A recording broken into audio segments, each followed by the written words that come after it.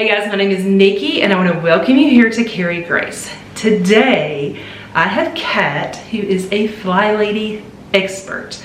I have been telling you guys that I have somebody come in to talk to you about how to really focus on your Flylady routines and how to do them well when you are a full-time working mom. Now, my career as, a wife and mom, I've been a stay-at-home mom for 18 years. So when you guys ask me questions about how to do the Flylady system as a working mom, sometimes I don't feel like I know how to answer you. So today we brought in an expert and we are going to talk to Kat. She is on YouTube. She has a Patreon channel. Didn't you used to...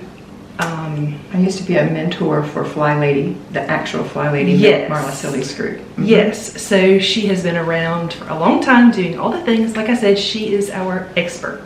That sounds so funny.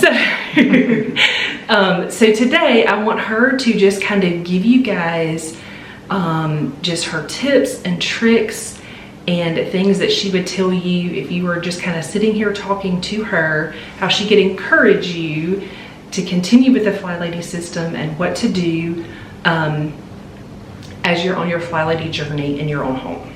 Well, thank you, Nikki. Very good, very nice. I feel very flattered. Okay, for all of you at home, all of your payroll homemakers, that's what we call you. If you're working a standard shift, which is generally Monday through Friday, Saturday and Sunday off, I'm going to tell you how to do the system just in a nutshell. If you don't work like that, I'm also going to talk to our nurses and different people who work shift work and tell you how you can adjust it. First of all, I always teach you to be a thinking woman. You have to stop and take the time to analyze what's happening in your life. If you're working Monday through Friday, I don't expect you to do any zone work or any basic weekly plan, only your routines. So you're going to get up in the morning when you have to go to work before the family is up. That's integral to this. So if you have a baby sleeping in the bed with you, it's best that you get her out of that bed as soon as possible, because you will always wake the baby up and it will always take you back to ground one and you won't get anywhere and you'll leave the house with dirty dishes or whatever. So that's up to you, of course, as a thinking woman, and it is your home, but I highly suggest that. So first of all, let's talk about that. Second of all, you're going to get up in the morning at least 30 minutes before the family and do your morning routine. Now, I've started calling them rituals because I want people to protect them, because they're for you. The family doesn't care if you do the routines. You care. You care if you have an empty dishwasher so you can put clean dishes in it in the morning. So get up in the morning and do your morning routine. I'm not going to go over the details of it. You know the morning routine. Right, Nikki? Yes. Okay, if you don't, I'm sure Nikki has yes. videos on that. I have videos too. And do your morning routine. When you're done with the routine, then you can get your family up and put them through their morning routine, which should be similar to yours. Your children should be getting up in the morning, making their bed, washing their face, brushing their teeth, wiping out the sink, hanging up their little towel, coming to the, putting their clothes on, putting their PJs away, coming to the kitchen and having breakfast. That's really, really important. And then their things are by the front door if you're taking them to school or daycare, so you don't have to run around looking for shoes, etc. It's all by the front door. That's your landing zone. Okay, so you're going to get those things and go to work. You don't get a free day. Don't feel bad about that, because a free day is for those mamas who are home all day long. Mama, mama, mama, mama, mama, mama. They don't get a free day. I mean, they try to have a free day, and I'm not telling you don't have a free day at homers. I'm just saying you have to work really hard to get some time for yourself. A payroll homemaker, if you've done your morning routine and you have to drive to work, that drive to work is part of your free time. You can listen to music, you can worship, you can call your mama, you can listen to a book on tape. You are not doing this. You are not putting on mascara at the red light.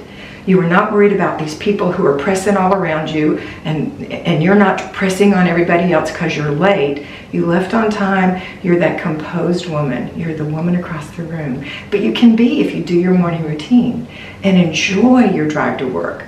And then when you drive back home, enjoy the drive back home. listen to the rest of that chapter that you're listening to, or call your best friend, or have a plan to enjoy this time. Let those crazy people who don't know our system, and we feel so sorry for them, go. Get in the right hand lane. Let them go. You're going to be on time, in fact, a little early for work. And then when you're at work, you're going to focus on your work. Now, if you're an at-home payroll person, in other words, you're working from the house, remember that you cannot care for children and work full-time from the house. Somebody else has to care for your children, or you won't be able to give what you're supposed to give as a working person, because you have a contract to do your job to your best ability, and you can't do that while you're wiping noses and settling fights. Okay? So I hope this isn't too much, but no, this is great. Okay, this good. is great. Okay, we'll keep going. So make sure that you're giving it all, and make arrangements for someone to care for your children. Okay. Next, we have breaks and we have lunch hour. Now, I have been in corporate. I'm not anymore, but I was in corporate for 40 years. I was in banking the last 10. The first 30, I was in actual big corporate, international corporate. And I know as a manager, it was hard to break away sometimes and take that break or take lunch. It is imperative. If you're putting that on yourself, shame on you. This is your only time. Enjoy your lunch with a friend. Enjoy your break. Take a walk around the building. Do something for yourself. Because you and I both know when you hit that door, when you pick the kids up and you hit that door, it's on. You have to make dinner. You have to get your children's homework settled. You have to listen to their stories. You don't have to, you want to. But it's hard because you're tired. So the first thing you have to do is change your mind and say, I'm so excited to be with my family. This is why I work. So I can provide for my family and make them a beautiful meal. It does not have to be a gourmet meal, a 20-minute meal. I don't care if it's beans and hot dogs. Sitting around the table with your children is so important. Please don't feed them at the island while you're running around doing other things. Sit down and enjoy your meal with your children. And if your husband is there, that's even better. And then you do the after-dinner routine with your family, because anyone who eats, who can feed themselves, can put their dishes in the dishwasher. You don't do that. Another thing that payroll homemakers tend to do is, because we feel so short of time, is we tend to be a perfectionist about our home, and we don't want other people to do it because it's going to take you too long to supervise it, to train them. But once you get them trained, it's going to free you up, and it's a wonderful gift for your children. Okay? And then we've got after dinner routines where you take care of yourself and you take care of your babies and you get them in the bed for the night, and then you enjoy that evening time. You might have to do a load of laundry every day. You know, some people have timers on their washers, some people don't. Some people can do them in the morning and dry them and fold them at night. In Florida, ours tend to sour. We don't do that. So you may have to double up on the weekends, or just do a load when you come in and fold it after the kids are in bed. But that's not hard. And if you time yourself, folding a load of laundry is about 6 minutes. We build it up in our head that it's like, oh, this is a 30-minute job, and then I can't put it in there, and it's just going to sit on the table because I'm going to wake the kids up. I know the stories because I am you. And Nikki is you. Yep. Even though Nikki's an at-home mom, those kinds of things are the same for all of us, where we don't want to wake the kids up and we think things take longer than they take. So that's my take. Now on Saturday, your Saturday, now if you're a nurse or some other kind of a shift working person, you have to pick out your Saturday. We're recording this on a Wednesday. It's my Saturday, it's my off day. So I'm kind of with you, right? I work half day Saturdays, real Saturdays, and I work Monday, Tuesday, Thursday, Friday, mentoring people. This is my Saturday. So if I was you and you had family and everything to take care of, this would be the day I would do my weekly home blessing hour. Mm-hmm. I would do 1 hour in my zone, which is compressing your 4 15 minutes that we talk about with the at-home homemakers, into 1 hour. So you do those 2 hours in the morning. Get up early like you always do. Take care of your morning routine like you always do. And then do those 2 hours. And then you have the plans for the rest of the week. And you have to think about those. So we've got a free day, which we talked about. It's kind of worked in. We've talked about the weekly home blessing. Then we've got planning and desk day. I don't know if that's what you're calling it, but that's what I call it. Where you're looking at your food, your finances, your inbox, and your planner.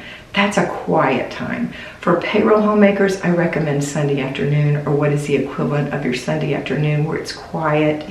But you have to find out for yourself and be a thinking woman. Just because Nikki or I say what to do, that's just a generic suggestion. You have to say, that's not going to work for me, but it's okay. You can move it around, okay? And then we've got errand day, where you pick up your groceries. But if you're a payroll homemaker, order your groceries. Have them delivered, or pick them up on your way home, or delegate that to your husband. Don't try to go grocery shopping on Saturday. My heavens, you only have that one day to play with your family, and Sunday is Renew Your Spirit Day. So let's not try to go in the grocery store with 3 kids and grocery shop on a Saturday with everybody else in the world. You're going to hate that. Don't love that. Yeah. And I know the biggest gripe people say is, well, I don't want anyone else picking out my meat. I don't want anyone else picking out my vegetables and fruits, right? And I thought the same thing when I first tried it. Guess what? They picked out better things than I could find. I don't know if they have access to the good things. Maybe they're in the back, but give it a shot. It's not going to be as bad as you think. See, that's our control thing that we have. And then finally, we have car and purse day. And you can do that any day. You can do your purse in your lap at your desk on your break. You can don't do that on the table in the lunchroom. That's not nice. And you can do your car in the driveway on Friday when you come home. And when we talk about car, we're not talking about vacuuming and washing your car. We're talking about shaking the mats and make sure the juice boxes and the empty cups and mugs and things are out of your car. Those are unidentified flying objects when you slam on the brakes. Those need to be out. And then, as a thinking woman, imagine, how am I going to get this stuff from building up again? Because number one, if your neighbor needs a ride, you're surely embarrassed, right? Or your coworker needs you to take her pick up her car, her tires are being fixed or whatever. I've been in that shape before. It's embarrassing. So you have to have a plan for your kids. When they bring things in the car, they have to bring things out of the car. And having been you, I know that babies fall asleep in the car and then all their stuff is there and you're carrying them and trying to get their stuff. My recommendation is that each child has a little cloth bag, like a little grocery bag or even a plastic one. So their things can go in that. So you can just throw it in there, put it over your arm and pick up your baby, or they can. And then you, Missy, you have to get rid of that Starbucks cup or that McDonald's glass or whatever it is that you've left in there. And if you're bringing paperwork home, that's a whole nother story. Please don't do that. How often do you really work on your paperwork from the office when you bring it home? True. And it just fills the seat. All right, that's it. Okay. All right. So I want you to tell them where they can find you online. I want you to tell them about your Patreon channel and all of those different things. Okay. If you'd like to follow me online, you can go to YouTube, and it's A Better Life with Flylady Kat. On Patreon, you go to patreon.com. There's also an app that you can put on your phone if you're going to do it on your phone or your computer. Patreon, Patreon.com. And on Patreon, I'm A Better Life with Flylady Kat. Imagine that. And I also have another channel on Patreon. It's called The Catholic Flylady. And it's not just for Catholics. It's a Christian channel where I give you daily inspiration and kind of apply it to your day as a homemaker. But if you'd like to be mentored, personally mentored, on Patreon, you will see that there are different tiers. So if you want to follow me on Patreon, just in general, it's $5 a month. You get 20 videos a month, one every day, Monday, Tuesday, Wednesday, Thursday, Friday. Currently, we're working on, it's called Preparing for the Holidays. And we're taking in all of November and December so that it's all prepared so we don't have to think about it and we know what to do every day. That's what we're working on right now. But I do mention every day what I call the 3-layer cake. Doing your routine, doing your basic weekly plan, doing your zone work. Okay, and if you want to be mentored, there's tiers in there, different tiers. So if you want to talk to me 25 minutes at a time, either by FaceTime or WhatsApp or on the phone. Most people just want to talk on the phone. For 25 minutes, we'll take your specific information, your specific situation, and I will work with you on that. I will also work with you on finances. I can work with you on getting your business in shape if you're a mess at your office. Child rearing. I talk about all kinds of things. It's a better life. But it all comes around having a nice place to do life, and that's to keep your house nice. So that's my information. I hope it was helpful. Yes, thank you so You're much. welcome. All right, so I did put out a call for questions, so I'm going to read these questions to Kat so she can answer them for you guys. And I haven't heard these questions. No, so this is going to be completely blind for Good luck her. for me. Okay. All right, so the first question is, what are the best and most beneficial things that need to be done to maintain a clean home when it's been a long day at work and you come home exhausted and cleaning is the last thing you want to do? I am a teacher with ulcerative colitis. I don't know if I said that right. I think that's right. And some days I have no energy to do much more than take care of myself. Thankfully, I have an amazing husband. And who is that? This is Audrey. Hi, Audrey. Okay, Audrey, this is a great question. I get this question all the time. The number one thing you do when you come home, if your house is blown up, either the family's already been there and blown it up, or you just didn't get a chance to clean it up before you left, you're going to do a clutter stop. That's what I call it. And it's where you run around looking for things that have a home and you put them in their home. If you have children or even a spouse who are leaving things out, you can say, hey, your shoes are in the middle of the room. Can you please put them where they belong? And if you're feeling really ill, you're not going to be able to do what I call inspect what you expect, which is to go look to make sure it happened. If you can energize yourself to at least do that, that's going to make a huge difference. On those days when you don't feel well, make sure you have some freezer foods so that you can just zap those or stick them in the Instant Pot or something that you can do quickly. The air fryer, we have so many conveniences now. But when you're exhausted and your home is a mess, it makes you more exhausted. And there's another thing that I talk about, and it's called tidying up. And tidying up it's not decluttering your house. It's not doing a clutter stop. It's just stacking the papers and putting them in the corner, putting things together. If you go to a hotel and you blow the hotel up with your family, when you first walk in, it's like, oh, this is such a nice room. We love it so much. And then you blow it up and you say, let's get out of here. And you go and you come back and the bed is made, the trash is thrown away, and the tops of your things all your stuff is still there, but it's tidied up. It's just shoved together. It will make you feel so much better not to have cupboard doors open, not to have drawers open, not to have throws on the floor. Just tidy up. So that's number one. And if you can tidy up before you leave, and then tidy up when you first come home, have the children help you, it's not hard to do. There's so much more I could say, but I'm thinking that that's what I would do. I would just tidy it up real quick and make beans and franks. You know, I just wouldn't kill myself. I know I always resort to that. Yeah, but do you know what I'm saying? Make a grilled cheese, open a can of soup. Don't do hard things. No one is there with their checkbook with their check off list going, oh my gosh, she failed. She didn't make dinner. She didn't do this and she didn't do that. No one knows what's happening in your house and you're doing your best. And if you have ulcerative colitis, that's bad, right? That's not good. No one would want to have that. And if I had it, I'm sure I'd be on the couch with my covers and say, I don't care what you have, peanut butter and jelly, I don't care.